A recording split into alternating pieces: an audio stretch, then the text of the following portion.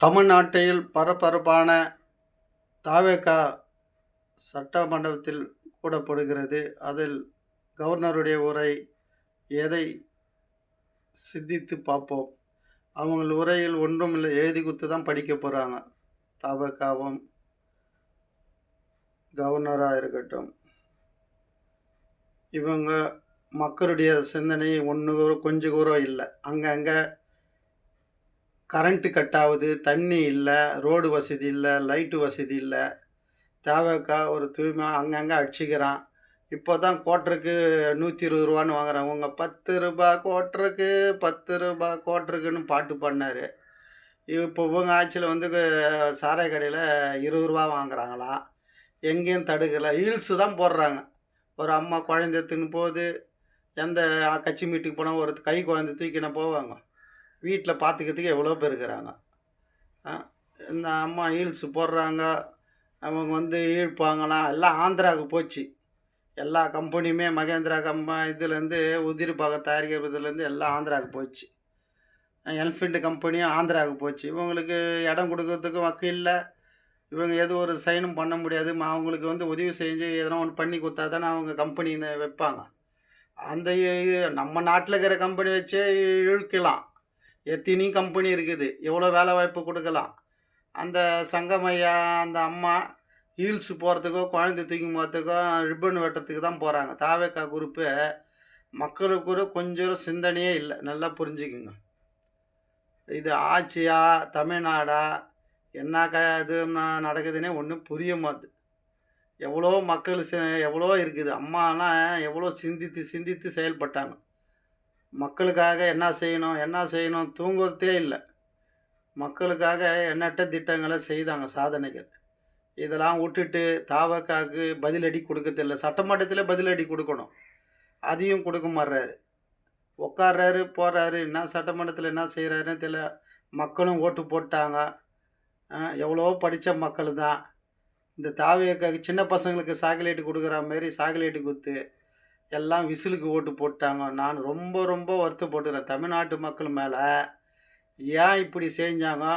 2 வருஷத்தில் ஒரு மனுஷன் வரானா, ஒரு முதலமைச்சர் என்றைக்கும் கஷ்டப்பட்டால் தான் தெரியும். ஒரு அனுபவம் இருக்கணும். யாருமே வந்தவொடனே இப்போ உங்கள் வீட்டுங்களா ஒரு மருமக வந்துட்டா வீட்டு சாவியை தூக்கி கொடுத்துட்றீங்களா? பீரோ சாவி கொடுத்துறீங்களா? தங்கம் பணம் வச்சுக்கிறீங்களா? அந்த பீரோ சாவிலாம் அதாப்பா அவங்க சாவி தூக்கி கடாசுவீங்களா? வச்சுக்கிறீங்கள மாமியாருங்க. அதே போய் தான் தமிழ்நாடு 2 வருஷம் 5 வருஷம் கஷ்டப்பட்டால் தான் தெரியும் வந்தவொடனே. ஆனால் தமிழ்நாடு ரொம்ப ரொம்ப வருத்தப்படுறான். இந்த விஜய்க்கு 2 வருஷத்தில் இந்த ஓட்டு போட்டாங்க பார்த்தியா? இவங்க என்ன அந்த விஜய் சொல்கிற மாதிரி என் வாயில் வந்துருன்னு சொல்கிறாரு விஜய். அது போல் ரொம்ப ரொம்ப நீங்கள் வருத்தப்படுவீங்க. எல்லாம் சாபமாக தான் விட்டுன்னுக்குறாங்க. இந்த ஓட்டு போகிறீங்களா 2 வருஷத்தில் நாட்டையும் மக்களையும். ஏன்னா விஜயை வந்து எந்த ஜெயிலுக்கு போனார், என்ன போராட்டம் பண்ணார்? பரந்தூர் விமானத்தை விவசாயத்துக்காக நிலத்தை கையகப்படுத்தினாங்க, அதுக்கு போனாரா? இல்லை இந்த தூய்மை பணியாளர்களுக்கு குரல் குத்தாரா? டீச்சருங்களுக்கு குரல் குத்தாரா? இவர் ஜெயிலுக்கு போனாரா? என்னங்க தெரியும் விஜய்க்கு? அவங்க அப்பா கொஞ்சம் வசதி. அவங்க அப்பா ஒரு டைரக்டர், படம் எடுத்தார். ஒரு பஸ்ஸில் போயிருப்பாரா? ஒரு விவசாயம் பண்ணியிருப்பாரா? ஒரு கடையில் போய் ஒரு பருப்பு வாங்கியிருப்பாரா? ஒரு அரிசி வாங்கியிருப்பாரப்பா? என்ன விலைன்னு அவருக்கு தெரியும். ஒரு பால் வாங்கியிருப்பார். யாரோ பால் வாங்கிட்டு வராங்க, வீட்டு வேலை செய்கிறாங்க. என்ன பஸ்ஸில் எவ்வளோ டிக்கெட்டு இது வரைக்கும் தெரியாது. இன்றைக்கி என்ன கறி விற்கிது, சிக்கன் என்ன விற்கிது, நாட்டில் என்ன நிற்கிது போனால் தான் தெரியும் விலைவாசிலாம். இவர் ஏசி காரில் போகிறாரு, வீட்டில் உட்கார்றாரு. நாட்டு நிலவெல்லாம் நடந்து பார்க்கணும். இப்போ நம்மளுடைய பக்கத்தில் இருக்கிற மாநிலத்தை பாரு, பாண்டிச்சேரியில் ரங்கசாமி ஐயா போய் டீ கடையில் டீ சாப்பிடுவார். அப்போ தெரியும் என்ன டீ என்ன ரேட்டுன்னு. இன்றைக்கி வரைக்கும் சொல்லு விஜி டீ கடையில் என்ன எவ்வளோ ரேட்டு டீன்னு சொல்லுங்கள். இந்த கட்சியிலேருந்தே நாங்கள் விளைக்கிறோம். டீ கடையில் போய் ஒரு டீயை கேட்டு போகிற ஒரு சம்சா கேட்டு போகிற என்ன ரேட்டுன்னு. இப்படிலாம் இருக்குது நாட்டில். எவ்வளோ கஷ்டம் இருக்குது. அங்கங்கே கற்பழிப்பு, கொள்ளை, கத்தியால் ஆடு மாடு வெட்டுற மாதிரி வெட்டுறான். ஒரு நல்ல தண்டனை கொடுத்து விஜய் அண்ணா வந்துட்டா நாட்டை திருத்திடுவார், நிமித்திடுவார்.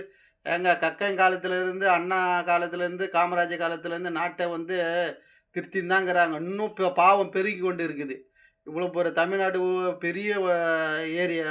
தமிழ்நாடுன்றது ஒரு பெரிய ஊர். அதில் பாவங்கள், கொள்ள நோய்கள், வெட்டு குத்துகள், கற்பழிப்பு நடக்க தான் செய்யும். நான் வந்து அடக்கிடுவேன். சிங்கப்பெண்ணு போட்டா சிங்க பொண்ணெல்லாம் காட்டுக்குள்ளலாம் போயிடுவாங்களா? சிங்க பொண்ணுன்னு போட்டீங்க.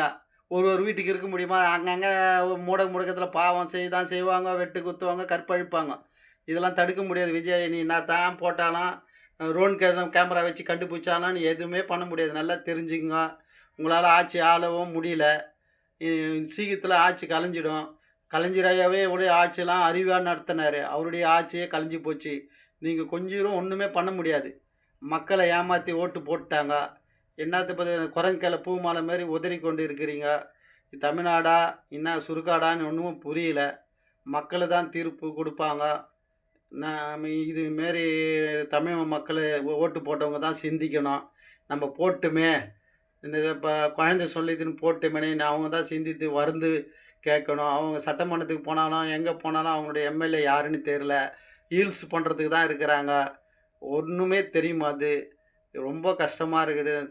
அண்ணனும் சட்டமன்றத்துக்கு போனாங்கன்னா, ஒரு விறுவிறுப்பா இருக்கும். திமுக ஜெயிச்சாலும் சரிதான், ஏடிஎம்கே ஜெயிச்சாலும், நாங்களும் எத்தன வாட்டி ஜெயிச்சோம். திமுக எவ்வளோ தோத்து போனாங்க. நாங்க என்ன கஷ்டப்பட்டா போனோம்? இப்போ தோத்துட்டோன்ட்டு ஒரு 4 எம்எல்ஏ, 5 எம்எல்ஏ வந்து கேன்சல் பண்ணிட்டு தாவேக்கால போறாங்க. அவங்கலாம் விசுவாசம் இல்லாத ஏடிஎம்கேலேருந்து போனவங்க. நான் 40 வருஷமா இருந்தேன், 30 வருஷமா இருந்தேன், என் கட்சியில இருந்தேன்னு விட்டு போறீங்களே! நல்ல பேர் எடுக்கிறதுக்கு ரொம்ப கஷ்டம்.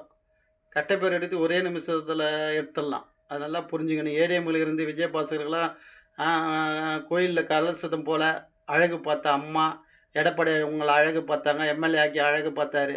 இதெல்லாம் கெத்து விட்டு போனீங்களே! அ அடித்தொண்டனையும் விசுவாசம் உங்களுக்காக ஓடி ஓடி ஓட்டு கேட்ட அந்த மாவட்டத்து மக்களை நீ சிந்தித்தியா? யோசனை பண்ணியா? இது மாரி கெடுத்துவிட்டு தாவேக்காவுக்கு போறீங்களே பணத்துக்காக, இது ஆத்துமா அம்மாவுடைய ஆத்துமாவ மன்னிக்காது, எம்ஜிஆருடைய ஆத்துமா மன்னிக்காது. மக்களுடைய சாபம் 3 தலைமுறையாக உங்களுக்கு தாங்கும். சாப கட்டங்கள் உங்களுக்கு வந்து சேரும். உங்க தலைமூட்டையிலே பாவம் இருக்கும். இது வந்து நிச்சயம், நிச்சயம் என்று சொல்லி விடைபெறுகிறேன். நன்றி, வணக்கம்.